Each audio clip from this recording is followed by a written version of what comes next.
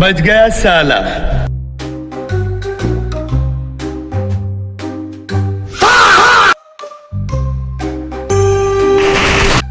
झुक के रहना पड़ेगा मेरे आगे।